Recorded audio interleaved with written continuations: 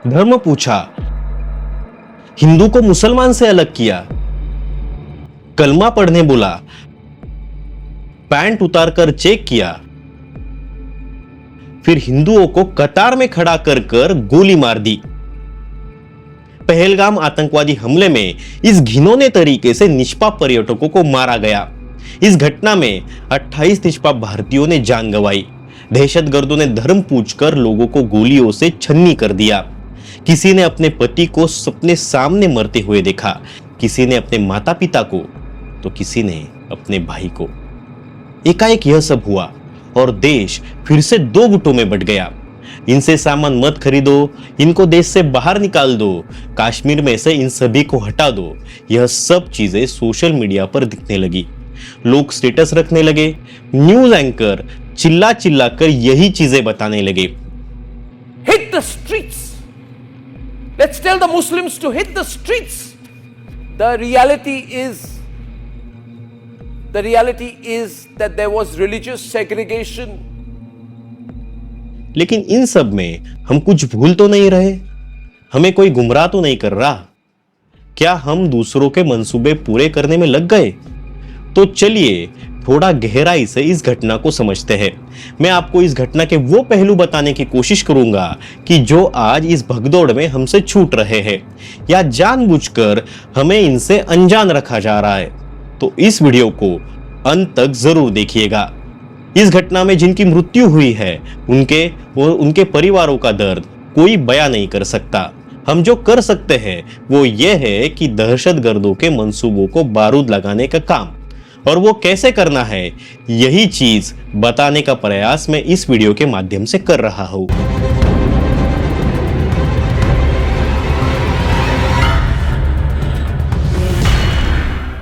तो चलिए सबसे पहले समझते हैं कश्मीर में कौन दहशतगर्दी कर रहा है और इसके पीछे पाकिस्तान कैसे छुपा बैठा है। तो जिस दहशतगर्द गुट ने इस हमले की जिम्मेदारी ली है उसका नाम है द रेजिस्टेंट फ्रंट यानी TRF। जम्मू कश्मीर में कलम 370 हटाने के बाद इसकी स्थापना की गई, लेकिन यह सिर्फ दिखाने के लिए। सज्जाद गुल, सलीम रहमानी और साजिद जाट नाम के दहशतगर्द इस गैंग को चलाते हैं। दरअसल TRF पाकिस्तानी आतंकवादी संगठन लश्कर-ए तैयबा का मुखौटा है, जिसे पाकिस्तानी खुफिया एजेंसी ISI मदद करती है। लेकिन अगर सीधा लश्कर-ए तैयबा ने आतंकवादी गतिविधियां भारत में की तो पाकिस्तान को अंतर्राष्ट्रीय मंच पर इसका जवाब देना पड़ता है। तो इसीलिए पाकिस्तान ने अब यह दूसरा रास्ता अपनाया है, वो है कश्मीर में ही TRF जैसी संगठन खड़े करो, उनको ट्रेनिंग दो और उन्हीं से दहशतगर्दी करवाओ, जिससे खुद के मंसूबे भी पूरे हो और किसी के सामने जवाब भी न देना पड़े। TRF का काम करने का तरीका रेकी करना, टारगेट फिक्स करना, फिर घात लगाकर हमला करना यह है। उनका टारगेट गैर कश्मीरी और ज्यादातर हिंदू होते हैं। इनका मकसद कोई भी भारतीय कश्मीर में ना आए और हिंदू मुस्लिम तनाव बना रहे, यही होता है। कश्मीर में पर्यटन को बर्बाद करना और भारत को आहत करना, यही इनका मकसद है। अब तक TRF ने कितने हमले किए हैं वो हम देखते हैं। अक्टूबर 2024 में बूटा पथरी में आतंकी हमले में सेना के 2 जवानों समेत 4 लोग मारे गए। अक्टूबर 2024 में सोनमार्ग में एक बड़ी आतंकी हमला हुआ। टनल में काम कर रहे 6 मजदूर समेत एक डॉक्टर की मौत हो गई। दिसंबर 2024 सुरक्षा बलों ने दागचिम में इस मॉड्यूल के एक आतंकी जुनैद अहमद भट्ट को मार गिराया। लश्कर से जुड़ा यह आतंकी जुनैद अहमद भट्ट कुलगाम का रहने वाला था और A+ कैटेगरी का आतंकी था।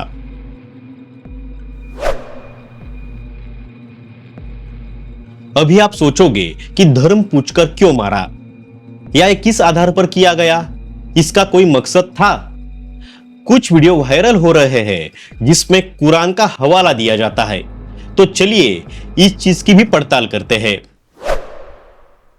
तो यह दहशतवादी कुरान का हवाला देकर हिंदुओं को काफिर कहते हैं, लेकिन कुरान में काफिर यह शब्द उस वक्त में अरब में हो रहे अत्याचारियों के लिए इस्तेमाल किया गया था। कुरान के हिसाब से अगर कोई काफिर है तो वो बेजुबान या निष्पाप को मारने वाला। काफिर यह शब्द कफर इस अरबी शब्द से आया है, जिसका मतलब है सत्य अस्वीकार करना या कोई चीज छिपाना। कुरान में काफिर शब्द का इस्तेमाल पैगंबर मोहम्मद ने पैगाम को इनकार करने वाले मक्का के लोगों के लिए इस्तेमाल किया था। गौर कीजिए, मक्का के लोगों के लिए, बाकियों के लिए नहीं। अल्लाह अत्याचार करने वालों को पसंद नहीं करता। कुरान की कुछ आयतें मैं आपके लिए जैसे कि वैसे बताता हूं। अल्लाह के मार्ग में उन लोगों से लड़ो जो तुमसे लड़ते हैं, लेकिन किस पर अत्याचार मत करो। कोई तुमसे खुद युद्ध न छेड़े तब तक मत लड़ो। खुद होकर सामने वाले युद्ध लड़े तभी उनका वध हो सकता है। अल्लाह क्षमा करने वाला दयावान है। सामने वाला मान जाए तो उसे क्षमा की जा सकती है। यह सब सिर्फ मक्का के लिए कहा गया है और यह तब कहा गया था जब मक्का मदीना पर हमला हुआ था। हमलावर मुसलमानों को खत्म करना चाहते थे, जिसे जंग-ए-बदल कहा जाता है। जब पैगंबर मोहम्मद उनके 300 साथियों के साथ मक्का से निकाल दिए गए और उनका सामान भी लूट लिया गया था, तब पैगंबर ने यह बात मक्का के काफिरों के लिए कही थी, ना कि दूसरे धर्मों के लिए।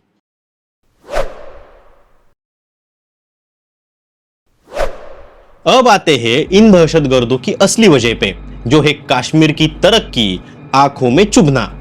तो चलिए कश्मीर कैसे पर्यटन का स्वर्ग बन रहा है यह समझते हैं।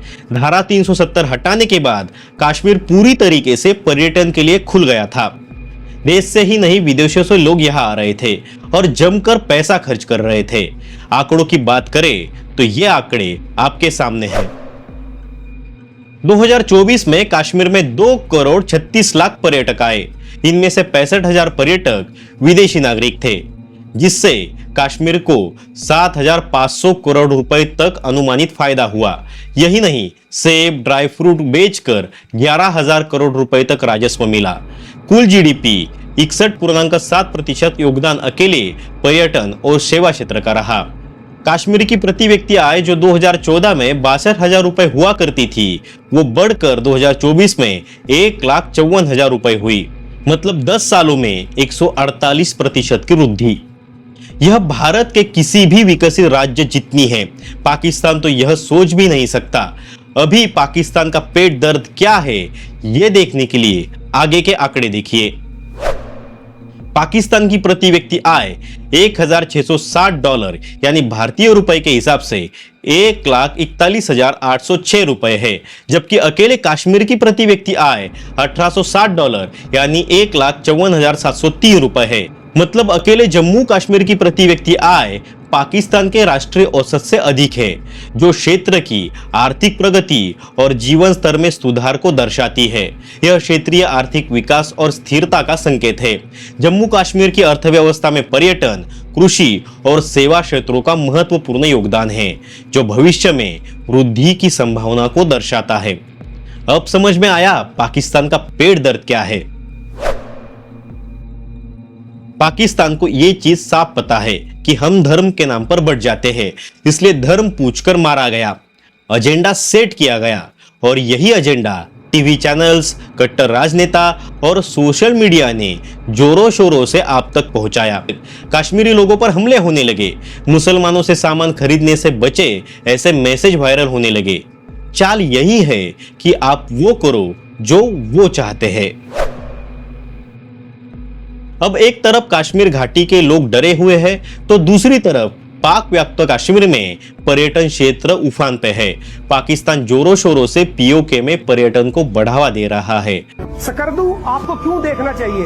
सकरदू की 10 में से 3 ऐसी जगह जो एक बार जिंदगी में जरूर देखें। बाशु वैली एक इंतहाई खूबसूरत और हसीन वादी, यहाँ जाकर आप एक दिन कैंपिंग करें। देओसाई, जिसे दुनिया की छत भी कहा जाता है, ये तकरीबन 14,000 फीट की हाइट पर है और आपको हैरत होगी इतनी हाइट पे जाके ये ऊपर एक फ्लैट मैदान है। देओसाई में कैंप करके नेक्स्ट डे आप मिनीमर्ग और रेनबो लेक चले जाएं। यहाँ जाके आपको लगेगा आप स्विट्जरलैंड में आ गए हैं। वहां दहशतगर्दों के ट्रेनिंग कैंप है जो भारत में आकर खून बहाते हैं, लेकिन जहां वो ट्रेनिंग लेते हैं उस पीओके में कभी किसी सैलानी के ऊपर हमला नहीं हुआ है। वहां कोई भी काफिर नहीं होता है, ना किसी को धर्म पूछकर मारा जाता है। फर्क समझिए। चलिए इसका दूसरा एंगल अब देखते हैं। पहलगांव के हमले में स्थानीय घुड़सवार सैयद हुसैन शाह की जान चली गई, जो मुसलमान थे। वे पर्यटकों को बचाने की कोशिश कर रहे थे। सैयद हुसैन शाह पर्यटकों के साथ घोड़े पर सवार थे। उन्होंने हमलावरों को रोकने की कोशिश की, हमलावरों से विनती की कि ये पर्यटक निर्दोष है, कश्मीरियों के मेहमान हैं, चाहे उनका धर्म कुछ भी हो। इसी दौरान उन्होंने उनसे राइफल छीनने की कोशिश की, लेकिन दहशतगर्दों ने उन्हें मौत के घाट उतार दिया। उनकी मां की पुकार आप सुन सकते हैं।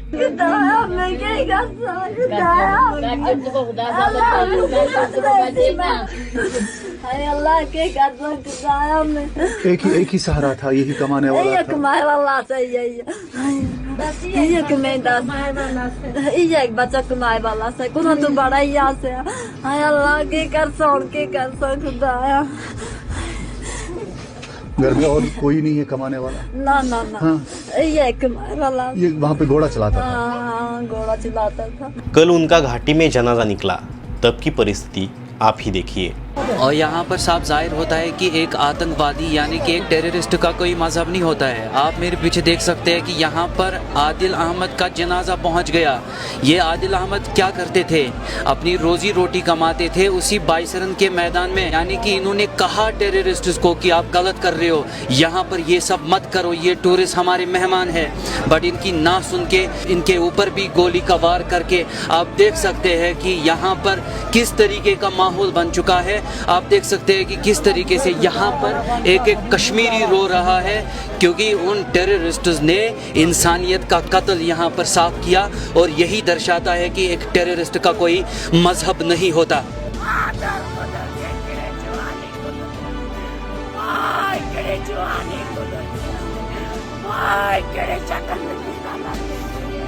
यही नहीं, जिस घुड़सवार ने जख्मी पर्यटक को कंधे पर लाया वो वीडियो देखिए और उसके बाद उसके आंसू भी देखिए। रो मत, सब ठीक हो जाएगा। होना नहीं चाहिए था। वो तो वहाँ पे मासूम बच्चे थे फैमिलीज के साथ, वो तो यहाँ पे वेकेशंस के लिए आए थे, हमारे साथ यहाँ एंजॉय करते थे, अपना भी घर चल रहा था, वो भी एंजॉय कर रहे थे। यहाँ की मोस्टली जो इकोनॉमी है इसी टूरिज्म पे डिपेंडेंट है। अब ये जिसने भी किया वो जानवर ही होंगे, वो तो इंसान नहीं होंगे। पूरी इंसानियत का कत्ल है ये तो होना नहीं चाहिए था। अब तो इसका रिजल्ट हमें तो भुगतना पड़ेगा ना, जो भी इसका आउटकम आएगा। ये जो आपको दिख रहा है ये है कश्मीरियत। अभी तक एक भी सैलानी के ऊपर कश्मीरियों ने हमला नहीं किया। यह किया पाकिस्तान प्रेरित दहशतगर्दों ने। उनका मकसद था कश्मीर को नुकसान पहुंचाना। जो खुद भिखारी बन बैठा है उस पाकिस्तान के नजरों में कश्मीर क्यों छुप रहा है, ये शायद अब तक आपको पता चल गया होगा। अब हमें क्या करने की जरूरत है वो देखो। कश्मीर को अकेला कर उसे तोड़ने का इरादा है। अगर हम आज कश्मीर और कश्मीरियों के साथ सौतेला व्यवहार करते हैं तो पाक अपने नापाक इरादों में सफल हो जाएगा। जाते जाते महाराष्ट्र में मनसे की भूमिका इस पर महत्वपूर्ण है। मनसैनिक कश्मीर जाने वाले हैं बिना डरे सैलानी बनकर, ताकि कश्मीरियों का हौसला बना रहे और अर्थचक्र घूमता रहे। और यही हमारी भूमिका होनी चाहिए।